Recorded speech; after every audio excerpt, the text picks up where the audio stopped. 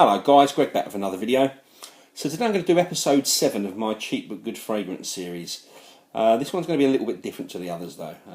What I'll do is I'll list the links in the video description for the first 6 videos in this series, in case any of you haven't seen those and want to get some ideas for some really good cheapies.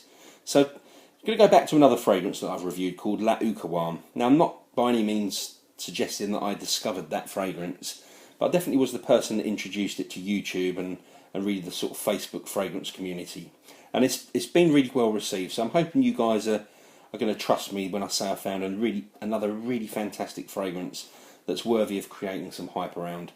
Best news on this one is it's available for around $30 or around £20. Now this one's not a clone, it's a standalone fragrance in its own right, and I've had this for a while. I've been testing it for a while, but I held back on revealing it because finding it is actually quite difficult, or has been. I didn't want to tell you guys about this amazing new fragrance and tell you you'd never be able to get your hands on it and never be able to, to own it. So I've managed to find a source in the UK. They've got a store. I found a store in Bradford that stocked this product. I found a store in New York. I'm not sure whether they actually stock the product, but they certainly can source it if not, and I'm sure they can distribute around the US.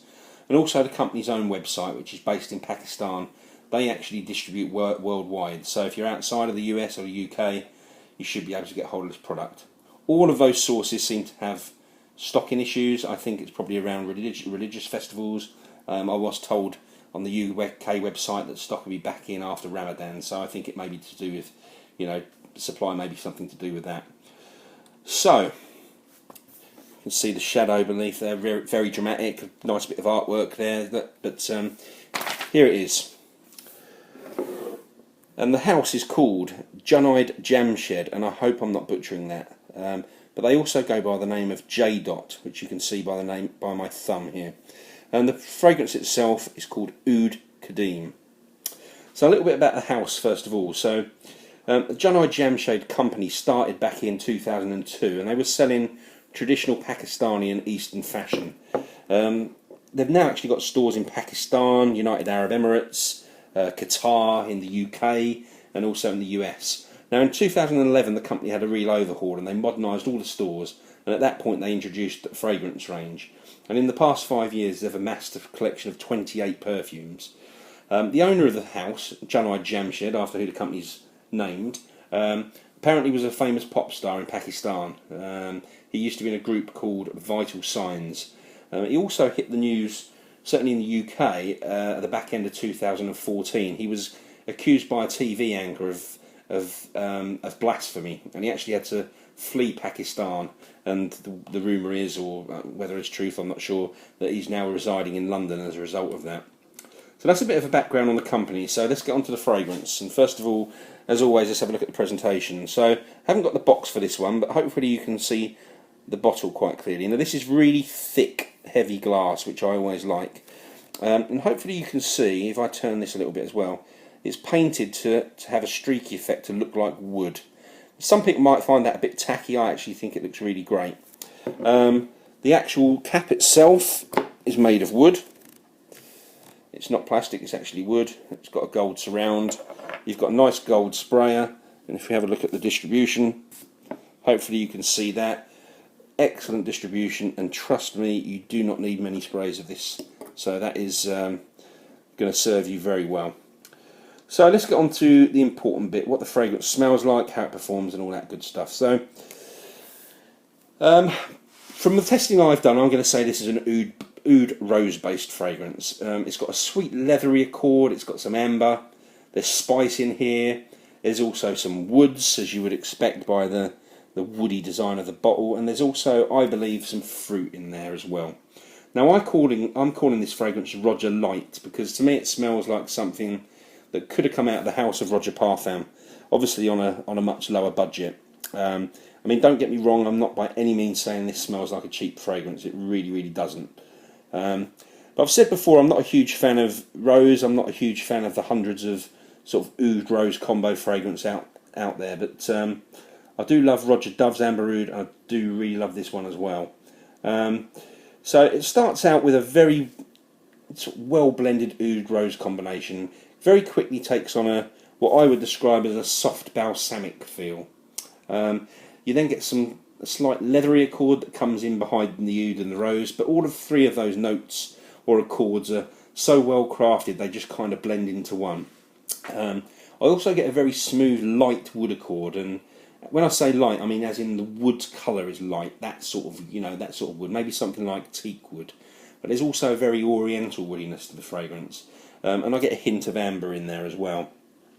On the dry down of this one, I get some fruit. It actually reminds me of the raspberry that's in Tom Ford's Tuscan Leather. So if I'm going to summarise this one, I would say it's a balsamic, and that's very key. It's a very balsamic fragrance, if you know what that means. It's an oriental woody leather oud rose fragrance.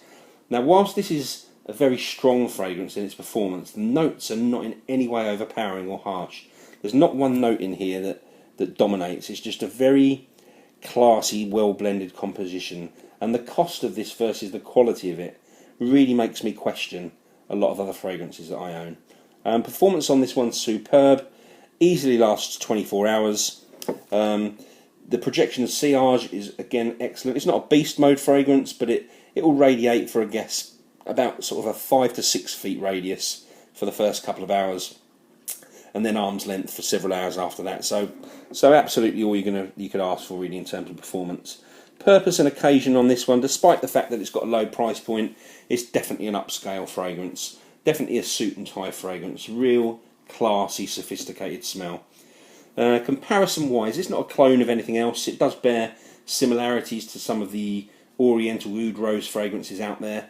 If I was going to compare this, not in terms of smell, but in terms of how good I think it is, I think this is as good as something like Armani Privé's Rose d'Arabie. Now, I may get shot down because that's got a lot of love, that fragrance, but I really believe that this is in that sort of level of fragrance, and it costs a fraction as much.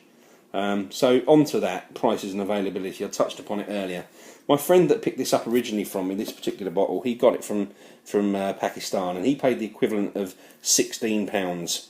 And that's a 100ml bottle. So the UK store that I found it in Bradford sell it for £23.99. If you're anywhere and you want it posted in the UK, it's an extra £5. I'll post the actual URL to that store below. I'll also post a link to the Facebook page in New York and the global website. As I said before, stock is scarce. It's certainly out of stock in the UK. It's certainly out of stock on the Junai Jamshid website. But just be patient. Don't give up on this one. You've got to wait and get the stock. It's well worth it. So finally, I'm going to rate this one. Longevity-wise, without any doubt, 10 out of 10. It lasts 24 hours on my skin, so it's a no-brainer. It's a 10 out of 10. Projection and sillage, again, very, very good. It's not beast mode, but it's more than adequate, and I'm going to give it an 8 out of 10 for projection and sillage. The actual smell, beautiful, superb smelling fragrance. Up there with 24 Gold has been one of the best smelling bang for buck fragrances that I've come across. So I'm going to give it a 9 out of 10.